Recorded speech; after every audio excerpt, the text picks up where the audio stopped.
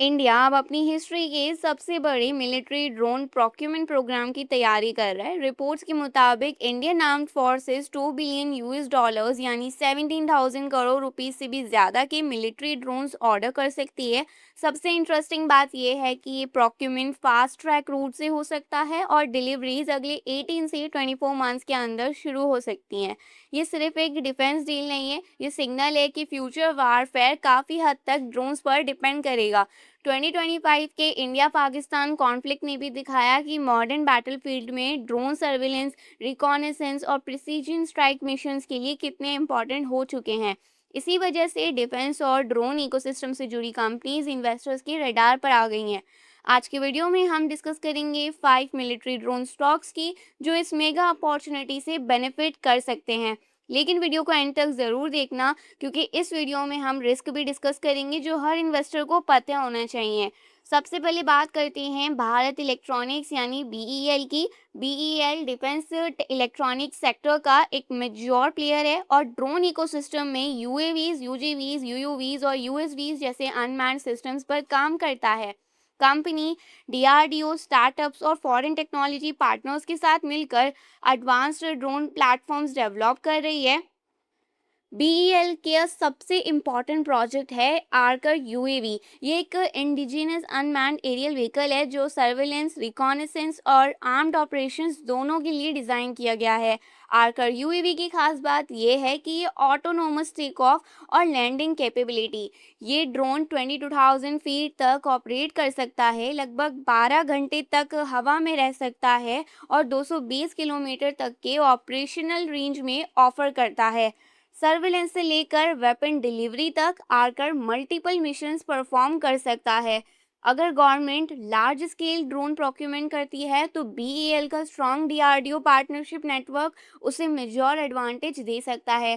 Financials की बात करें तो कंपनी ने पिछले 3 सालों में रेवेन्यू और प्रॉफिट दोनों में स्ट्रॉन्ग ग्रोथ दिखाई है। अगला नाम है रतन इंडिया एंटरप्राइजेस का। कंपनी ने 2021 में ड्रोन सेक्टर में एंट्री की थी अपनी सब्सिडी न्यू स्काई इंडिया के थ्रू। न्यू स्काई ने ड्रोन मैन्युफैक्चरिंग से लेकर ड्रोन सर्विसेज तक पूरा इकोसिस्टम बिल्ड करने की कोशिश की है। इसका सबसे बड़ा स्ट्रेंथ है थ्रोटल एरोस्पेस सिस्टम या TS. Bengaluru based TAS India की लीडिंग ड्रोन टेक्नोलॉजी कंपनीज में से एक है और एंटरप्राइजेज डिलीवरी और ड्रोन सॉल्यूशंस प्रोवाइड करती है। टैस्को इंडिया का पहला DGCA approval civil drone manufacturer होने के डिस्टिंक्शन में मिला था। साथ ही मिनिस्ट्री ऑफ डिफेंस से मिलिट्री ग्रेड ड्रोन्स मैन्युफैक्चर करने का लाइसेंस भी मिला हुआ है। यानी अगर डिफेंस ड्रोन ऑर्डर्स एक्सेलरेट होते हैं तो कंपनी डायरेक्ट बेनिफिशियरी बन सकती है। फाइनेंशियल परफॉर्मेंस भी पिछले कुछ सालों में स्टेडीली इम्प्रूव हुआ है। अब बात करते हैं pure play drone company idea forge की। इंडिया में ड्रोन टेक्नोलॉजी का नाम आता है तो आइडिया फॉर्ज को इग्नोर करना मुश्किल है। कंपनी डिफेंस और सिविलियन दोनों सेक्टर्स के लिए advanced unmanned aerial systems design करती है। इसका flagship switch UAV Indian military use के लिए सर्टिफाइड है और नाटो स्टॉक नंबर भी रिसीव कर चुका है। ये इंटरनेशनल रिकॉग्निशन का एक स्ट्रॉन्ग इंडिकेटर माना जाता है। कंपनी ने नेट ड्रोन फैमिली भी काफ़ी पॉपुलर है। ये drone border surveillance, disaster management, anti smuggling operations, coastal petrol और सर्च एंड रेस्क्यू मिशंस में यूज़ होते हैं। रीसेंट क्वार्टर्स में कंपनी ने कॉम्बैट ड्रोन सेगमेंट में भी एंट्री की है। सबसे इंटरेस्टिंग डेवलपमेंट ये रही है कि आइडिया फॉर्ज नाटो फोर्सेस को ट्रेन करने वाली दुनिया की पहली ड्रोन कंपनी बनी। ये कंपनी की ग्लोबल क्रेडिबिलिटी को हाईलाइट करता है। हालांकि FY25 में रेवेन्यू और प्रॉफिट्स पर प्रेशर देखने को मिला, इसीलिए इन्वेस्टर्स को ग्रोथ और ऑर्डर बुक पे नजर रखनी होगी। और अब डिफेंस सेक्टर की बात हो तो एचएएल का नेम नहीं हो ये पॉसिबल नहीं है। एचएएल इंडिया की लीडिंग एरोस्पेस और डिफेंस कंपनी है और ड्रोन सेगमेंट में एग्रेसिवली एक्सपेंड कर रही है। कंपनी टापस यूएवी प्रोजेक्ट पर काम कर रही है। टापस एक medium altitude long endurance drone है जो सर्विलेंस और रिकॉनेसेंस मिशंस के लिए डिज़ाइन किया गया है। ये real time intelligence data transmit कर सकता है और मल्टीपल पेलोड्स कैरी करने की कैपेबिलिटी रखता है। लेकिन एचयूएल का सबसे फ्यूचरिस्टिक प्रोजेक्ट है कैट्स प्रोग्राम।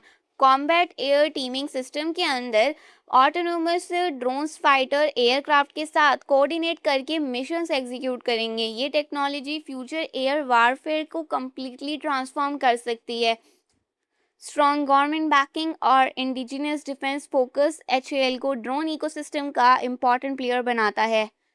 अब बात करते हैं इस लिस्ट के सबसे यूनिक प्लेयर पर। Solar industries India traditionally company explosives और एम्यूनिशन मैन्युफैक्चरिंग के लिए जानी जाती थी, लेकिन पिछले कुछ सालों में कंपनी ने डिफेंस टेक्नोलॉजी और ड्रोन वेपन सेगमेंट में भी स्ट्रॉन्ग प्रेजेंस बना ली है।